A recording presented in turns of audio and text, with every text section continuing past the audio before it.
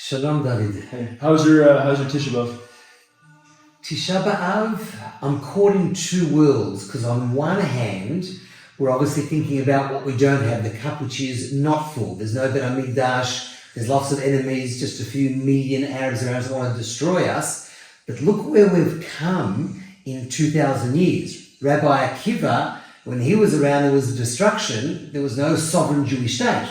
We have a sovereign Jewish state where what we've achieved militarily wise and in every field possible is phenomenal. But I think in that period of 3 weeks and the 9 days in Tisha B'Av, we have to think about the cup which is not full.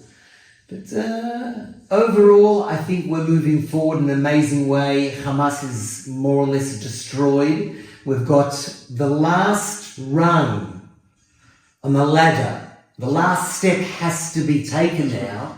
And I think in many ways, we're reaching the point that many knew we were going to reach.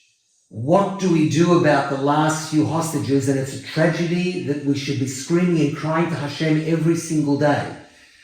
But that question has to be asked because we can't obviously leave Gaza. We can't put down our weapons. We can't leave Hamas there.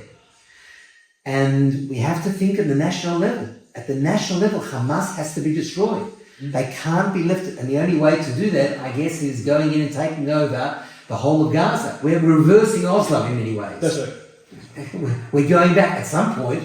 There'll have to be, to have true security, you need settlement. You need Jewish life there. We were kicked out of there. The left made a mistake. It's been a disaster ever since Oslo, the last 30 years because of the warped concepts. We have to go back. We have to show strength. It's our land. We don't need to be apologetic for anything whatsoever. There is no Palestinian people. We don't have to give them a state at our expense.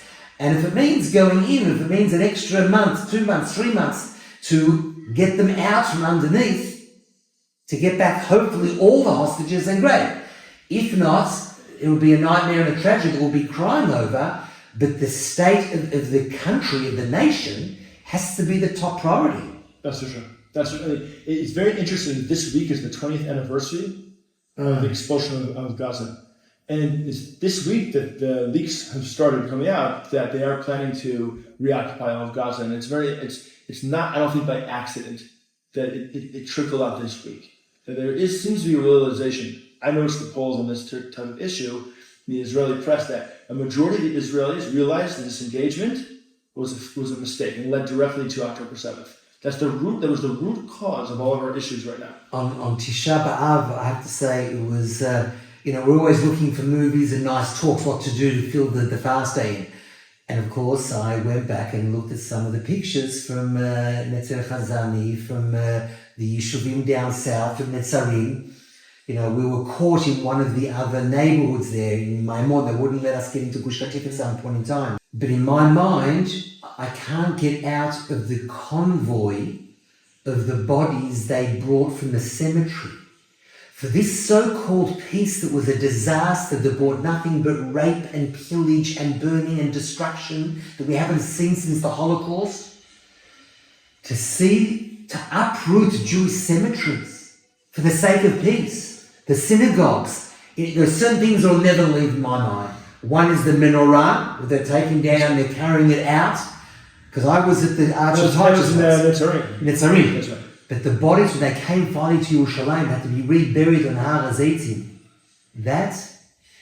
The people who were responsible for that to happen should be going like this non-stop. That's right. Realize the mistake. Right. Look what it led to. But I think that's exactly why the IDF Central Command is stalling to go back in there, because they understand there's a cathartic moment here in the country. If we go back in and reconquer, which we have to do, we made a mistake there. Then they go, clearly we made a mistake.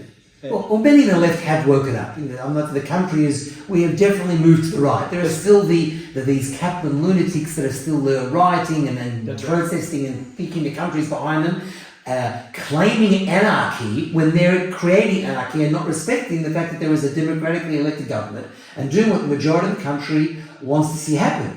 And what kills me even more so, I may have even said it last time we spoke, is some of the news reports is like aiding and abetting. I'll say it again.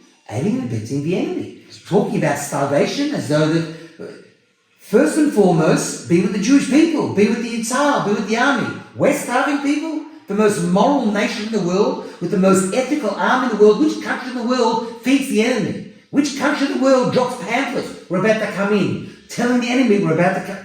For heaven's sake. I mean, enough already. But I think overall we're moving in an amazing direction. You have to see the cup, which is 85% full. So there's a little bit more to go, and hopefully we'll do what needs to be done with the minimal, hopefully no loss of life whatsoever, not soldiers, and that we get the hostages back. I've got pictures on a chair in my lounge room, just as a constant reminder, because we can never forget what's going on. If it was, my daughter, your daughter, my son, your son, how would we cope? But at the same time as thinking about the individual, I say again, we have to think of what's best for the country. And what's best for the country is to destroy the Arab enemy, the Muslim fundamentalists, the fanatical Hamas, Hezbollah, PA. They're all coated in sugar coating. It's the same thing. And we have to do what's necessary to protect our own interests. Special. Special.